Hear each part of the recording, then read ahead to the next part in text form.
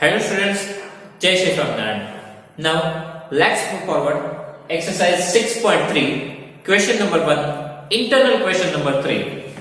3 by x minus 4x by 3 all raised to 4. And we need to find the expansion of this expression. Okay, here we have two terms, that means binomial, and we need to expand it, binomial expansion.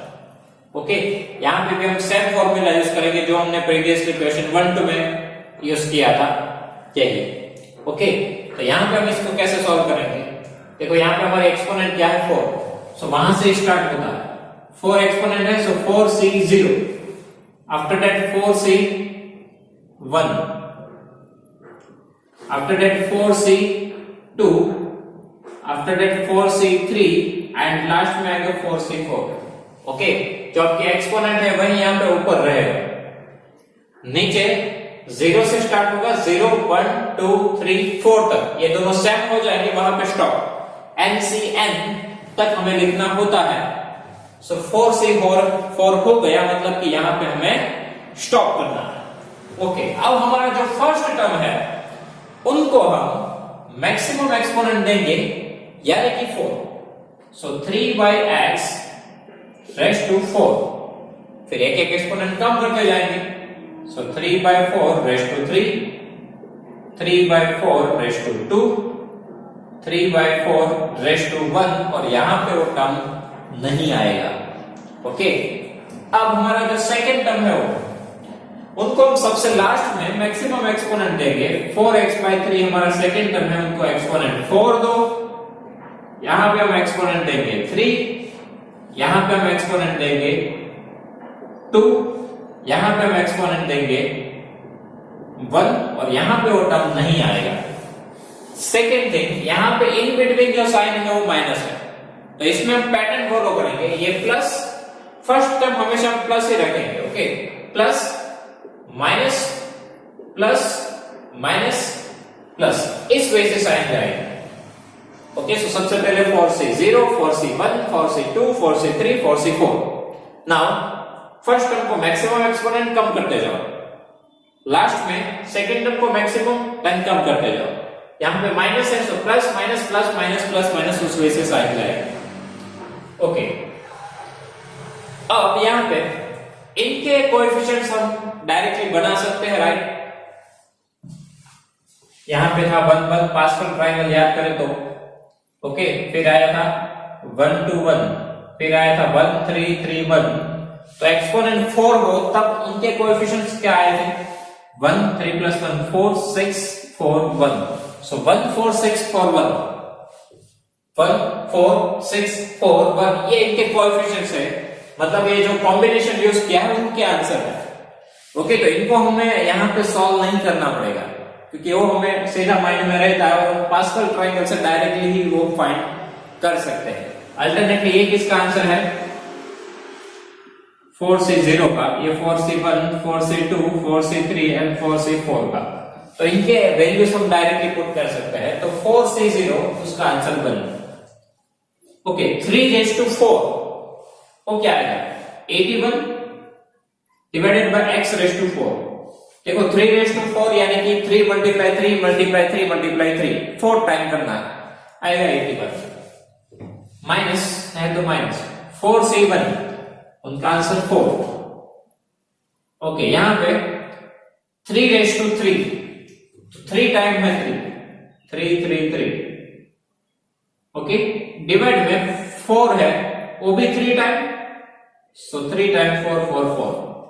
Okay यहां पे है 1 time 4x और 1 time 3। Okay students देखो 4 से 1 का 4, 3 time 3 है, सो 3 time 3 time 4, 1 1 time है, सो 1 1 time. Okay after that plus 4c2, इसका आंसर क्या है? 6, डायरेक्ट पुट कर दो 6। 3 कितनी बार है? 2 टाइम, डिवाइड में 4 भी 2 टाइम, यहां पे 4x 2 टाइम, डिवाइड में 3 2 टाइम, फिर माइनस है तो माइनस 4 से 3 का आंसर है 4। डायरेक्ट पुट कर दो 4।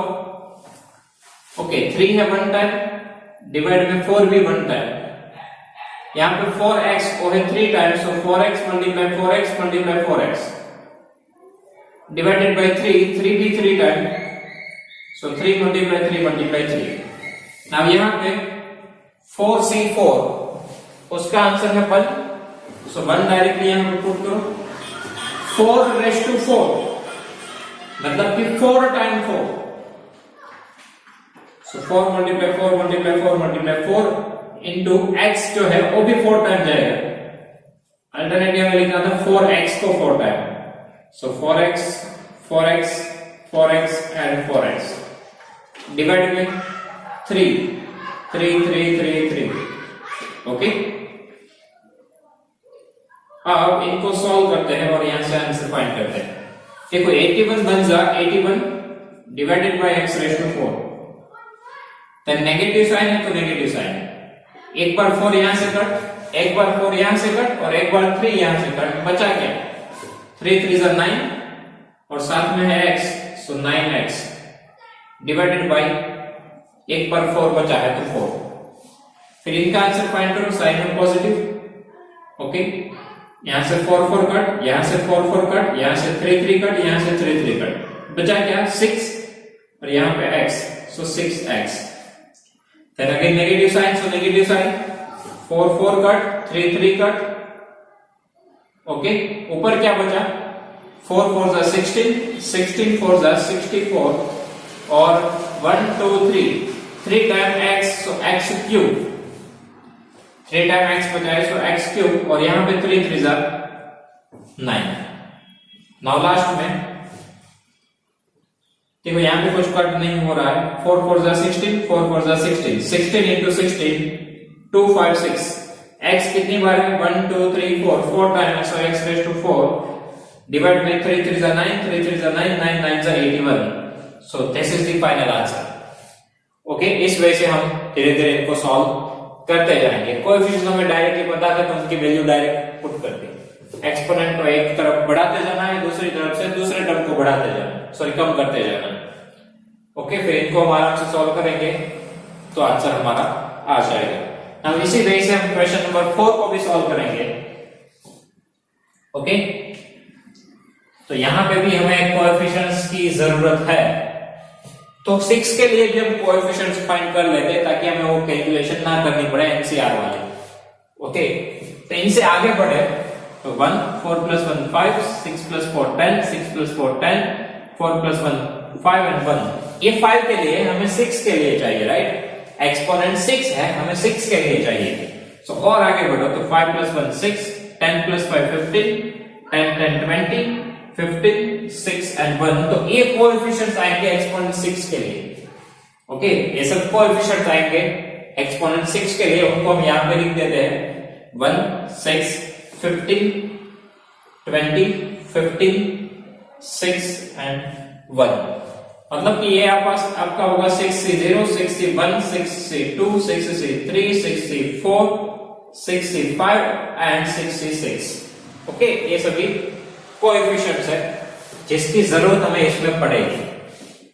और ये हमने कैसे फाइंड किया, तो ये पास्कल ट्रायंगल था जो हम थियरी में डिस्कस कर चुके थे।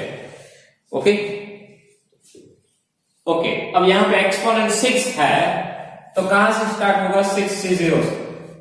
ओके 6 है तो 6 यहां पे आएंगे c0, फिर आएगा 6c1, फिर आएगा 6c2, फिर 6c3 6c4 6c5 and 6c6।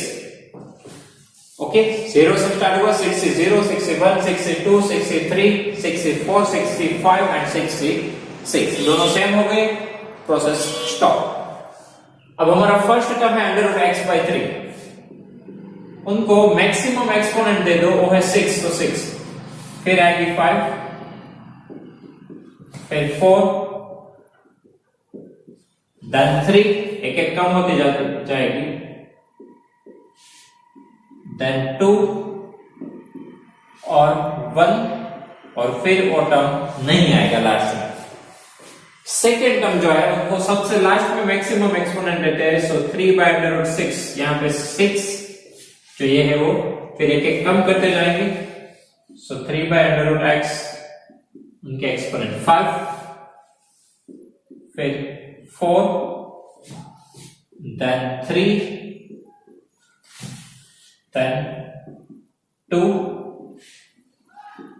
then 1, और यहां पे वो टर्म नहीं आएगा।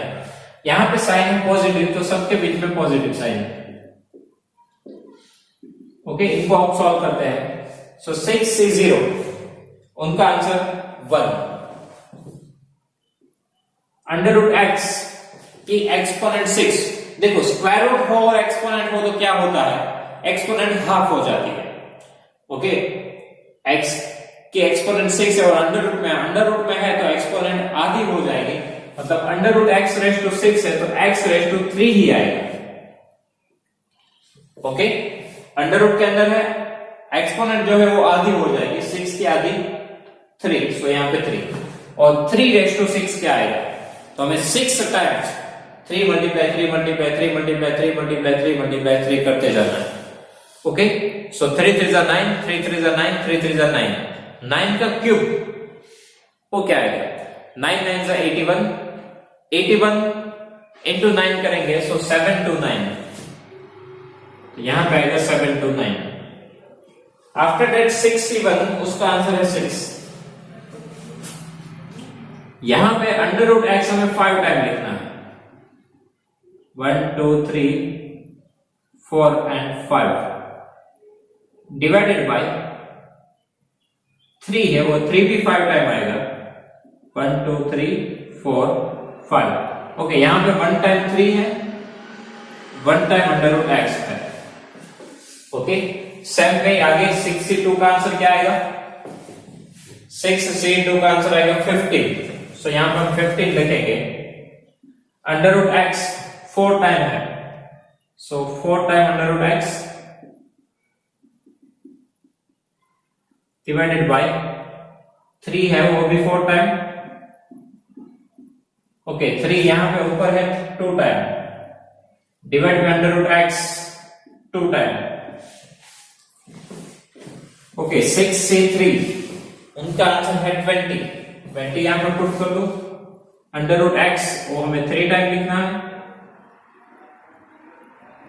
डिवाइड बाय 3 है, वो भी 3 टाइम, यहां पे 3 टाइम, √x वो भी 3 टाइम, प्लस 6c4, उनका आंसर है 50, सो 50 √x 2 time, so 2 time divided by 3 है, वो भी 2 टाइम, यहां पे 3 4 time, so 1 2 3 4 divide by √x वो भी 4 टाइम, सो ये हो गया 4 टाइम। आफ्टर दैट 6 से 5, उनका आंसर है 6,